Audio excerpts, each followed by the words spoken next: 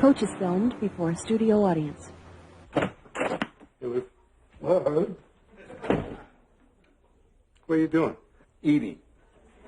Sitting at a table with a knife and fork is eating. This is an episode of Wild Kingdom. So happens I enjoy chicken. Well, so do coyotes, but at least they clean their paws once in a while. Hey, what are you doing? Well, listen, I don't want you eating in the office anymore. I mean, look at yourself. You're a mess. Now, come on, Eddie George is going to be here any minute. You want to meet this year's Heisman Trophy winner looking like a greased pig? Well, I don't appreciate you always compare me to animals. You're right. It's unfair to the animals. Luther, we got a chance to get Eddie George as our first draft pick. It's important we make a good impression on him. Now, I want you to clean up. Use a hose if you have to. You guys, Eddie George. Hey, Eddie. Welcome to Orlando. I'm Luther Van Dyke. Nice to see you, Eddie. Nice to meet you. Heisman Trophy. May I? Oh, sure. Wow. It's you, Coach. Can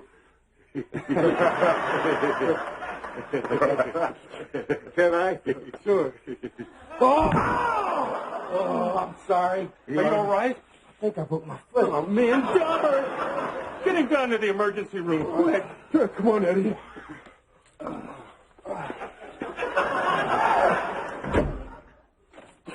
Luther, you see what you did? Now, what if he doesn't sign with us? Just as well he wants a player with a broken foot.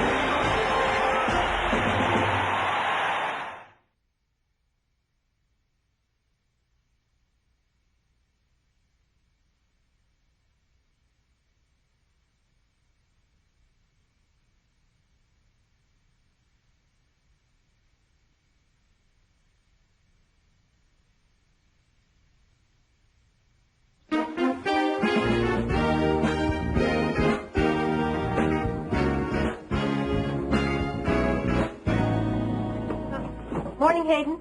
Morning, Doris. Allow me. Oh, thank you, Howard. Always a pleasure. How do you breathe with your nose way up there? Very nicely, thank you. I just got off the phone with Eddie George's people, and we began discussing the parameters of the deal. Do you have any notion of how much money they're looking for? No, but I'm sure it's substantial. It's more than substantial. It's impossible. I told him, forget about it. We're not interested. What do you mean we're not interested, Doris? You can't say that. Oh, yes, she can. She's the owner of the team. She can say anything she wants. What are we supposed to do with our first draft pick? Give it to someone else. We'll pick someone in the draft later, when it gets cheaper. Well, why don't we wait till the draft is over? Maybe they'll have a 2-for-1 sale. This is our chance to get a great player. I am sorry, Hayden, but I just cannot afford that kind of a deal without cutting into my personal living expenses. You suffer enough for the team. Don't even consider that an option. Doris, can't you renegotiate the lease on this place? Get the city to buy you a whole new stadium and a bunch of luxury boxes? At least consider some options. I mean, if you're not willing to make the team a winner, then what the hell are we doing here? Forget it, Hayden. You heard what Doris said. She doesn't need to consider any options. Okay, Hayden, I will look into all those options. She's looking into the options, okay? Now get off her back.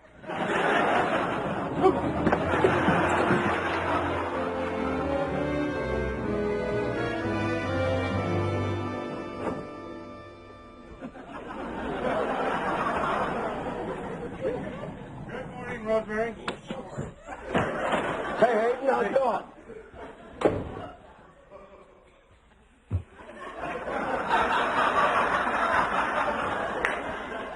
There better not be food in here. Go ahead.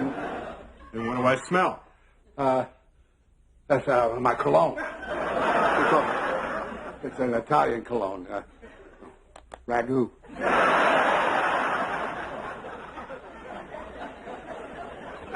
Luther, listen, do you know where Doris is? I've been trying to get a hold of her for a few days. Her secretary says she's out of town. She hasn't returned any of my phone calls. What are you asking me for? Well, aren't you two, involved? No, when you say we were involved, it's, we're like boyfriend, girlfriend. All right, then, Moondoggy, can you tell me where Gidget is? No, I'm not at liberty to tell you. You're not going to tell me where she is? No, she told me not to. It's a matter of confidentiality. Luth, every time I have a little secret, and you want to get it out of me, you badger me and badger me and badger me until I tell you. You shouldn't give in so easily. It's a sign of weakness. Tell me where she is. No. Tell me where she is. No. Tell me where No.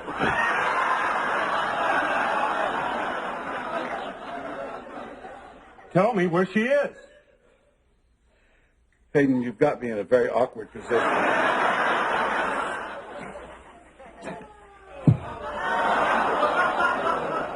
Luther, we have been friends for years.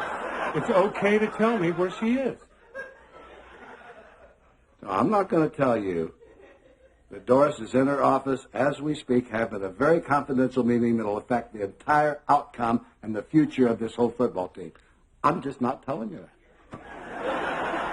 It's okay. You don't have to. Thank you. See you later. Okay.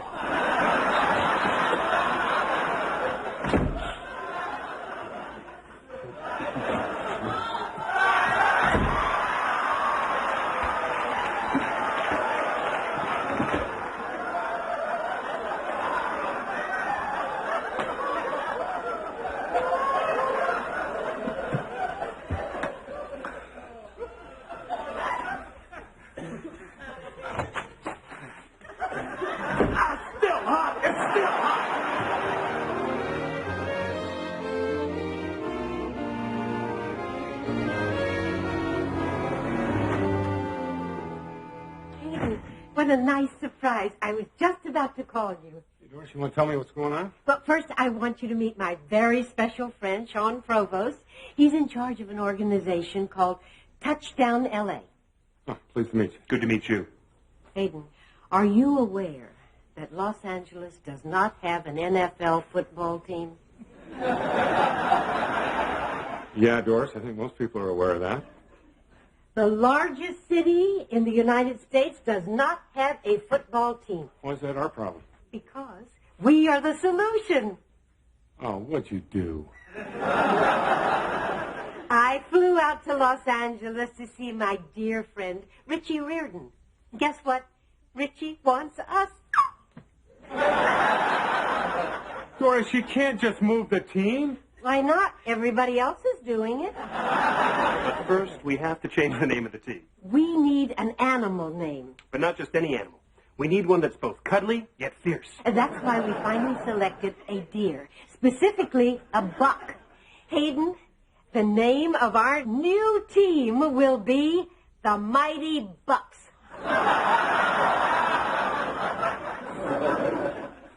Guys, do you mind if I speak to Doris alone for a moment, please?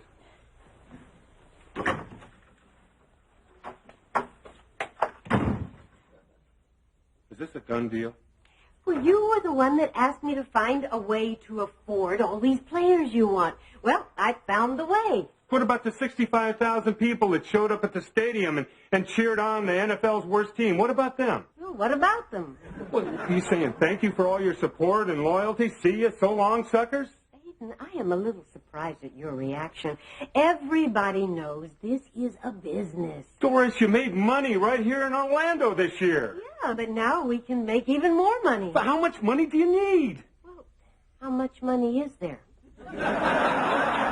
Let's take money out of this. Well, if we take money out of this, then I don't know what we're talking about. Doris, you're going to have to try to look at this as more than just a business. You've got to look at what's at the heart and soul of this, the game. And the kids that grew up playing it and watching it and dreaming about it. It's not about money to them. Now, if you take away their game, if you ruin it, they're going to ruin your business. Look, Hayden, I understand that you feel that way. You're kind of a football nut. It's your whole life. But for most people, it's just a few hours of beer and potato chips on the weekend. No, I think you're wrong. Well, that's the best part about being the owner. Even when you're wrong, you're still the owner. Well, at least you're right about something. What's that? You named the team right. All about the mighty Buck.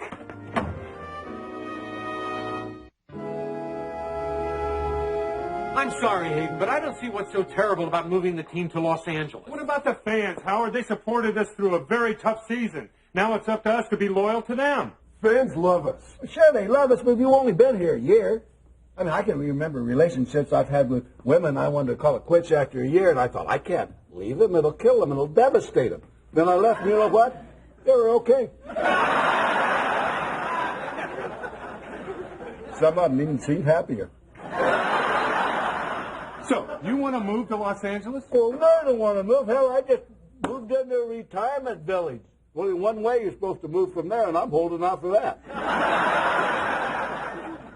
The people of the city have been so generous to the players and their families and to all of us. I mean, how can we just abandon them? Christine, nobody loves the people of Orlando more than I do. They've opened their arms to me. They've made me feel completely at home. Yet if it comes down to choosing between the fans and my paycheck, I'd shoot each and every one of them. Howard, you even think you're going to have a paycheck you move to L.A.? You stick to Doris? What kind of guarantee is that? There's a lot of those slick marketing guys out in Los Angeles who just love to have your job. What are you saying? I'm saying that if she can turn her back on the fans, she can turn her back on us. She's insane. She has to be stopped. I agree, but how? You know how Doris is once she's made up her mind. When she wants something done, it gets done. I'm afraid to say no to her. You think I like dressing up like Pinocchio?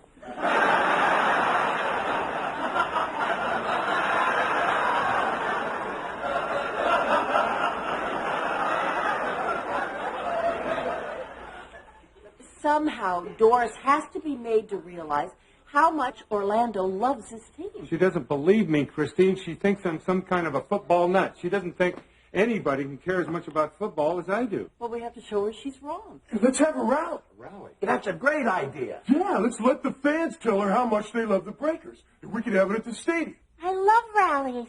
I could knit a banner. Wait a minute. Do we have enough time to pull a rally together? You know you'll have the media on your side. Imagine 50 to 60,000 people pouring into that stadium, all there to tell Doris how much they love her team. It's got to make an impression. I hope she doesn't get mad. If she does, you understand that I'm going to have to disassociate myself from all of you, and I can never have anything to do with you again. Ever. Well, now I don't know what I'm rooting for.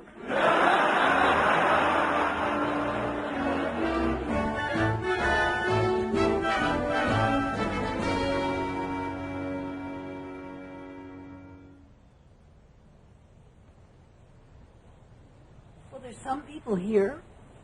There's a guy up there and another guy. But there's a whole bunch of people up there. Oh, I'm sorry. Those are seagulls. Nobody showed up. Maybe a lot of people are stuck in traffic. You know how rough Orlando traffic can be on a Wednesday night. This is a disaster, an absolute disaster. It's all over. It's okay, Luther. You guys gave it your best shots. I'm talking about the stupid rally. I'm talking about this. Save the way? Well, that looks very nice. Oh, good. You want to buy 25,000 of them? What the heck, Cal? I got 21 people. I say we start. You want to start a football rally with 21 people? We don't have enough people to start a football game. Hey, I wanted to finish crocheting this before the rally. Shirley, you crocheted this entire banner? And 2 pillows. In case the chairs are hard, Howard has a little problem. Well, it doesn't look like we'll be sitting very long. I told you this was a bad idea. Yeah, for once in your life, maybe you're right. What, so that's it? Well, you're going to give up? Well, unless I haven't been paying attention for the last 13 years, you never taught me anything about being a quitter. Now, we got almost 24 people out there, and they came here for a rally, and I say let's give them one that they'll never forget. Hello, Breakers fans!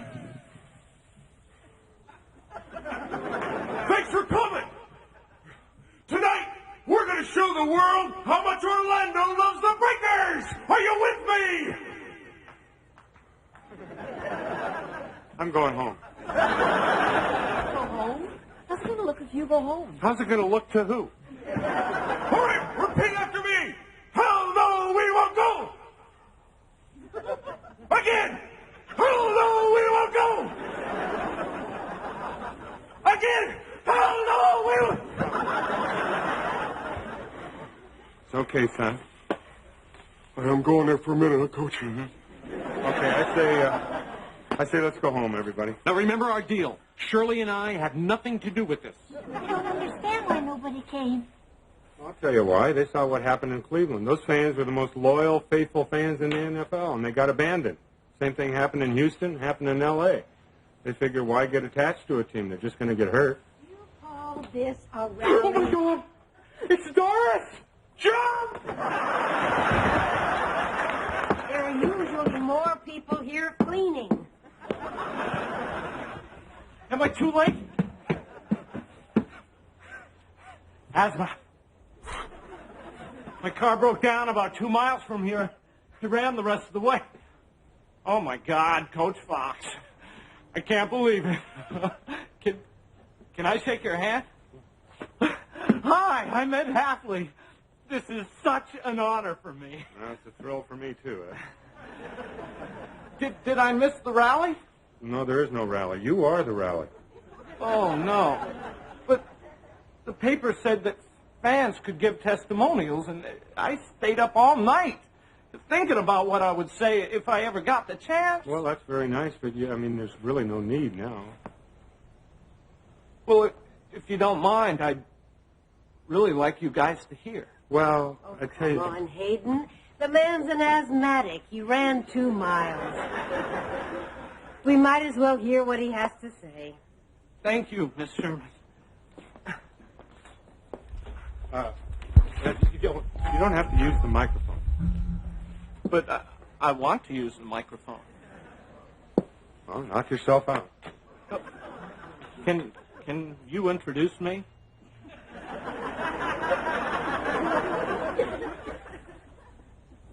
Everybody, can I get your attention? Ed. Thanks, that was great.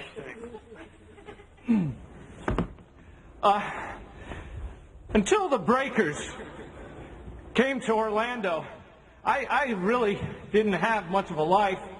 Well, 3 years ago, my wife left me, and she took our 4-year-old daughter with her, and I kind of fell apart.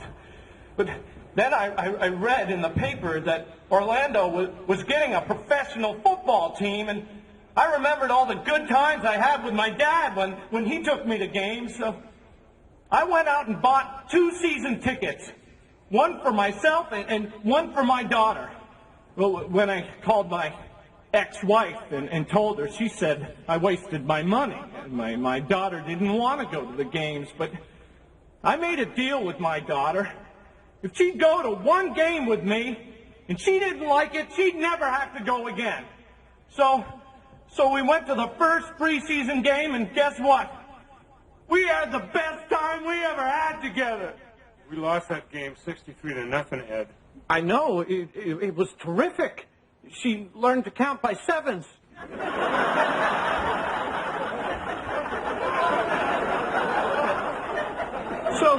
So because of the Breakers, I've become part of my daughter's life again.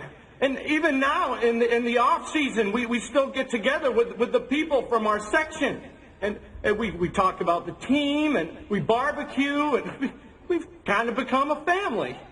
I asked some of them to come to tonight with me, but they've already given up. They said that no fans have ever stopped a team from moving, but I can't give up, because if you take the Breakers away from me, you're not just taking a football team, you're taking away my family.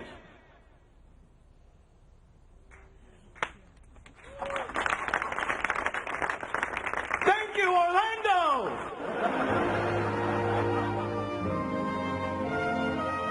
I guess it could have been worse. How? I don't know. The ground could have opened up and swallowed us. That won't happen until we get to L.A. Hi, everybody. Hi, Doris. I just got here. They were just bringing me up to speed on the rally, about which I knew nothing. Look, Doris, I thought a lot more people were going to show up, and I'm sorry I was wrong. So when we move into L.A.? None of you are going to L.A. What? The Breakers are staying in Orlando. Oh, Doris! What happened? Well, Ed's story. It got to me. You're kidding. Why do you seem surprised? Don't you think I have a heart? I mean, don't you think I could be touched by a story like that just the same as anybody else? It was very moving. And it's all true. I had the police run a check on him. So are you happy? Well, I'm a little surprised. I guess I'm just not used to having my faith in human nature restored. Well, I learned something today. Money may be important to me, but to most people, the most important thing in the whole world is a sense of belonging to a family or a community or a football team. See, yeah, that's what I've been trying to tell you. And people like that can't be easily replaced. See, I want to be with people like that. People like that, you can raise ticket prices till their eyes pop out.